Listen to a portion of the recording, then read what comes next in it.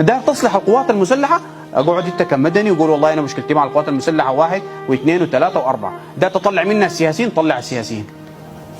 لكن ما تقول انا داير اغير عقيدتها، عقيدتها شو القوات المسلحه؟ ما عندها عقيده تغيرها، الا اذا داير تغير عقيده الدين، الناس يكونوا ما مسلمين او يكونوا زمان القوات المسلحه دي كانوا الناس في سكر سايد. داير ترجع للعهد ده؟ كبار الضباط نيميري واتبعوا وعبود والناس اتبعوا لان الناس تعين قعدات، ده ترجع لذلك العهد؟ ما كانوا قادرين يحكموا البلد. نحن كل اللي بنقوله انه في مؤسسه وطنيه موجوده الان، حافظ. واحد قال لي نعمل شنو بالضبط؟ اولا حافظ على مؤسسات الشعب السوداني التي ما زالت قائمه. الاصلاح ما معناه التفكيك. الاصلاح ما معناه انك تفكك. الاحلال والابدال ما معناه تغيير العقيده. انتوا كشباب لانكم غضبانين من العساكر، جو العلمانيين ركبوا الموجه قال لكم ايوه انتوا مش زعلانين يلا نفكك المؤسسه دي. عشان نجيب منه؟ عشان يجيبوا ناس عملاء تابعين لهم بس. لا يكون عندك وجهه ولا يكون عندك عقيده، لازم تفهم النقطه دي. نحن بنتكلم عن المؤسسه العسكريه بنتكلم عن الاصلاح وليس التفكيك. بنتكلم عن انه البرهاني يمشي ويجي ضابط اخر. والاصلاح التدريجي، ما بتشيل زمره الضباط توديون المعاش وتجيب لك ملازم اول مثلا تمسكون القياده. يعني شغل بيتعمل باداره وبتوافق وطني وباجماع. واصلاح القوات المسلحه ما بتعملوا فئه. نحن دارين نصلح، مين داري يصلح؟ المؤتمر السوداني عرفوا شنو القوات المسلحه، عقيدته شنو، دينه شنو، واخلاقه شنو، احترامنا لهم. لكن دارين نصلح القوات المسلحه مش مؤسسه قوميه بتاعت السودانيين، نصلحها كلنا كسودانيين. نعمل اجماع وطني ونعمل لجنه قوميه تشوف كل المشاكل بتاعت القوات المسلحه دي هي شنو بالضبط، هل فيها سياسيين ولا ما فيها سياسيين، هل عندها استثمارات خارج نطاق التصنيع الحربي، هل الى اخره. نصلح لنا القوات المسلحه. ما عملنا اجماع وطني افضل في القوات المسلحه، انا بتكلم بشكل واضح. ما عملنا اجماع وطني، ما عملنا مجلس ولا لجنه قوميه كلنا كده نتفق دارين شنو من القوات المسلحه دي، ما في زول يهبشها.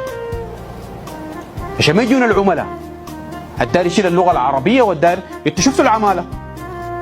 يعني تستبدل الجيش القوات المسلحه بتاعتك بالجيش الشعبي بتاع الحلو؟ يعني دينه نفض اكثر ولا ثقافته نفضل؟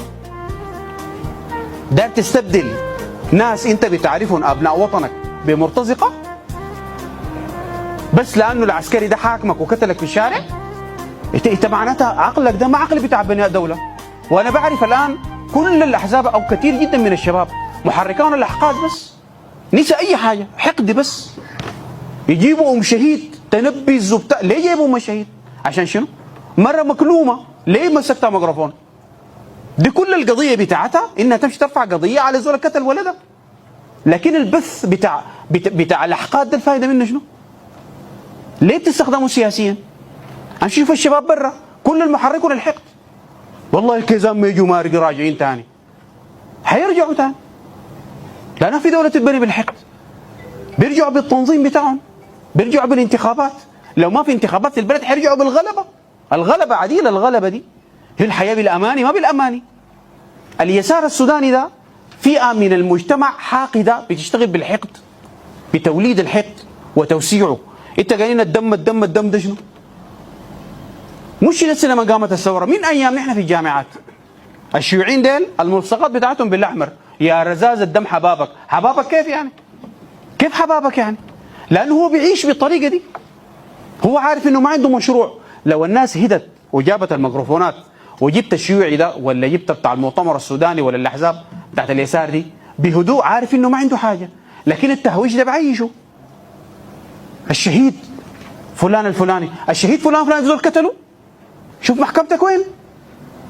خالد سلك ده على رؤوس الاشهاد في القياده العامه قالوا والله ما حنخلي زول واحد اراق دم سوداني واحد، والله ما نخليهم. مش كلام مسجل. اي واحد منكم الان يخش النت ويكتب خالد سلك الخطاب بتاع القياده العامه ومعه المهرج الثاني ده بتاع الاتحادين ده الاستاذ ده كلامه كله يحفظ فينا وهو يحفظ ويحفظ فينا نحن. قلنا شنو؟ قلنا 1 2 3 ما تنسوا. هو الاثنين قاعدين في المنصه قالوا والله ما بنخلي زول قتل سوداني واحد، والله قطرة دم واحده ما نخليها. قالوا ولا ما قالوا؟ قطرة دم واحدة قال ما نخليها، وخلوها واتفقوا معاهم وينقلبوا ضدهم وكتلوا الناس في الشوارع ورجعوا تاني. دي الناس مؤتمنين؟ قالوا نخلي زول الراق دم سوداني واحد ما بنخليه، وقال والله معسكرات الامن دي والله نحولها مستشفيات ومدارس وشوفوا عينكم.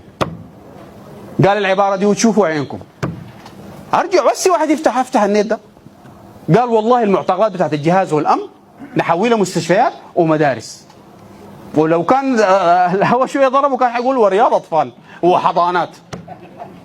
واللي حصل انه لما انحكم هو ذاته ملى السجون، ويا ريته كان ملى السجون بتاعت المعتقلات. بيعتقل الناس لجنة التمكين هنا. ديل يفككوا الجيش السوداني ويصلحوه عشان شنو؟ وبالمناسبة هو الموضوع ده